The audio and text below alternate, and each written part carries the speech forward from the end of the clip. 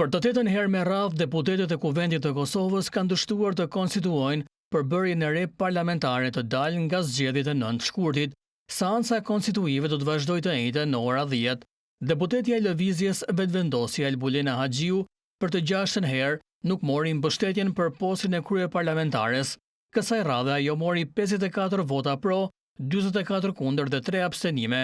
Në seancat e mëparshme pro kandidaturës së Albulena Haxhiut kishin votuar 57 deputet, por kësaj radhe disa deputetë të Lëvizjes Vetëvendosje munguan në sallë. Seanca konstituive ka nisur më 15 prill dhe në 7 seancat paraprake deputetët kanë arritur të kalojnë vetëm 2 pikat e para të rendit të ditës, miratimin e raportit të komisionit përkohshëm për verifikimin e mandateve dhe betimin e deputetëve, por kanë ngecur në pikën e tretë ato të zgjedhjes së kreut të ri të organit legjislativ. Pas seancës, kreu i Partisë Demokratike të Kosovës, Memli Krasniqi, akuzoi Lëvizjen Vetëvendosje se me qëllim po mban të bllokuar procesin e krijimit të institucioneve të reja. Shefja e grupit parlamentar të Lidhjes Demokratike të Kosovës, Hykmete Bajrami, tha se këmbgulja e Lëvizjes Vetëvendosje për të propozuar Haxhiun për postin e kryeparlamentares e ka shndërruar Kuvendin e Kosovës në një cirk. Ndërkaq, kreu i Aleancës për Ardhmërinë e Kosovës, Ramush Haradinaj,